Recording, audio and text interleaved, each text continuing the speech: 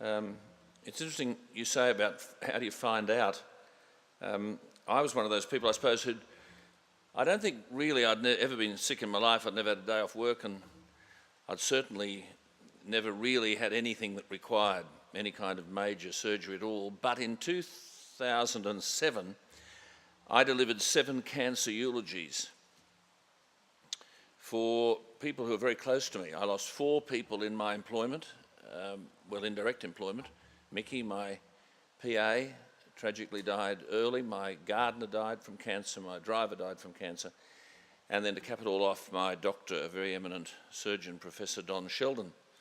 And I suppose I was so involved in all of this, which seemed to be quite overwhelming at the time, that the one thing I had been was quite fastidious about being tested, and not that I ever did much. I used to say to the doctor, I'll do as you say, what do I need to do? And I had good people and we did the tests, but I lost contact with all of that.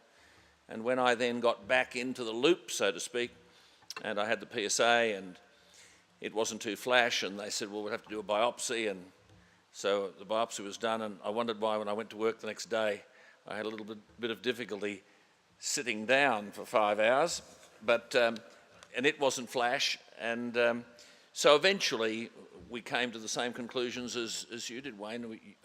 Phillip Stricker rang me. I was in the car, can we talk? And I said, well, not really, you can talk, but I can't because there was someone driving and I wasn't going to get into that involvement. But I knew if he was ringing me at 2:30 in the afternoon, he'd raced out of a surgery, it wasn't flash. And then you do decide what you want to do, and I decided to tell nobody because people worry so much unnecessarily. I was quite comfortable because I had an outstanding man looking after me, and I just did as he told me to do. This is one of the other things which I think neutralises fear, this notion that, well, I've got all these worries. Well, you just talk to people and they'll explain to you what the options are. That's what the DVD does. And then I obviously had to come to the crunch where I was going to have to take leave from work and have to cancel speaking engagements, and people would ask questions. So I thought, right.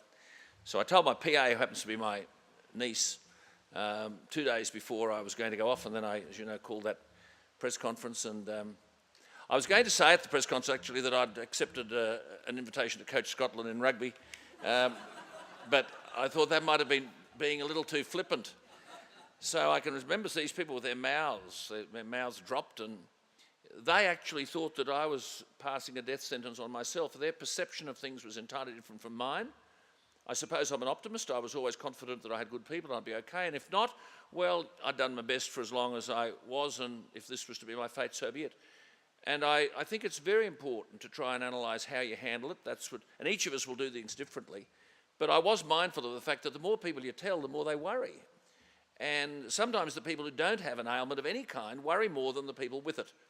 So my decision was to say, well, right at the 11th hour, it'll be okay, we'll be right, and away we go. Well, of course, subsequently then this old cancer animal had a shot at me on a million fronts. And so I've had quite a few operations in the last 8 months, but seem to have survived, and you get on with it. I do think, though, that attitude is very important. I think being strong in your approach to things. I think you've got to have a strong mind if you want to have a strong body. And so the important thing is not to surrender to any of this, have real faith in what the outcomes might be. And we've got some brilliant people, and as Wayne says, outstanding knowledge now available to us, so that there's no reason for us not to be beneficially informed. The next man who's going to speak to us is one of, genuinely, I'm speaking personally, a great Australian on so many fronts, a phenomenally successful businessman, and everyone's aware of the Ramsay group of health companies, and they've operated for more than 46 years in many parts of the world, some of which I don't think any of us have ever navigated. So he's also chairman of the Prime Media group of media outlets, and as I said, Ramsay Healthcare Limited, and he has been honoured in various ways and acknowledged around the world as well as here. He's a wonderful man as well as an eminent Australian. Would you please welcome Mr. Paul Ramsay, AO. He speaks too well of me. We both live near Burrawang, a beautiful place. First thing I'd like to say is, Wayne, I'm a bit like you, have all these hospitals all over the world, and I never heard of PSA. I went to have a test at the SAN up there in North Shore, and the lady said to me, look, you didn't have a PSA test last year, it's an extra $12.50. do you want to have it? I said, I want to have everything, you know. So unless she'd have said that, I mightn't be here today, because it was 12 years ago. Look, I'd just like to mention a couple of things. That the Prime Minister, it was great that he came along. He's so interested in health. Our biggest hospital, Greenslopes, an amazing hospital in Brisbane, and he was on the cancer board there for many years, and he had to get off when he became Prime Minister. But the other little thing I was going to say apart from that is that we are so lucky in this great country to have a PSA test, to have pathology that works. I'm just opening in St Petersburg, Russia, a new pathology, because the pathology doesn't work. People have a test and they can spend all that money on rockets and spaceships and that. People can't go and get a D. Some of it works, but here in Australia we can rely on it. Can I also say, just while I'm on that, that I know St Vincent's have a couple of these Da Vinci machines, but I was in St Vincent's, marvellous hospital. Don't tell the Ramsay Healthcare I said that. But I was in St Vincent's and I was there for 12 days. And the Da Vinci machine, I was up in Greenslopes yesterday and I saw the robot operating. Dr Stricker tells me, I said, who's best, you or the machine? And he said, me with the machine. So, but anyhow, the person's out in a day and a half. Now, in a way, you say that's bad for the hospital. It's great for the hospital. The better we can do in people's outcomes, and it gives people terrific outcomes. I know when I was speaking to Dr Stricker, he didn't say this, but he said, is it sex or life? I said, forget it. I'm having life. So that was an easy decision. But as Wayne said, 12 years ago, there was a lot of knowledge, but I had a lot of hospitals in America, so I decided, could I go over there and would he help me? And he said, oh, yes. And so over I went, and my brother and a doctor came with me, and your family gets so worried about you. They were more worried than me, I think. But anyhow, I went around the Cleveland Clinic, Mayo Clinic, all these hospitals, and someone said to me, what was your trip to America like?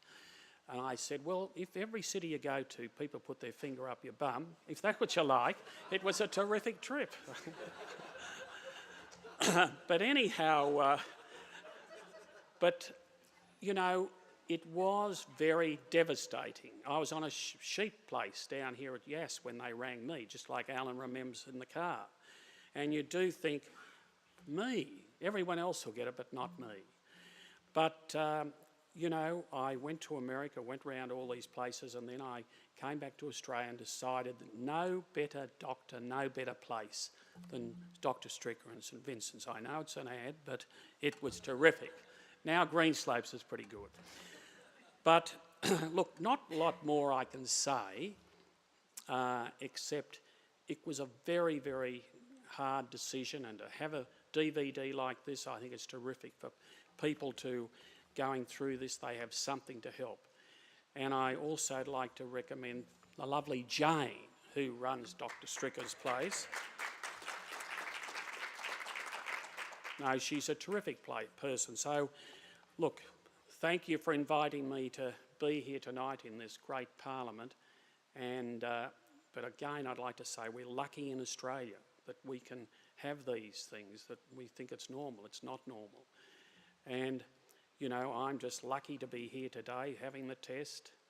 And any way I can talk to people and help them make a decision.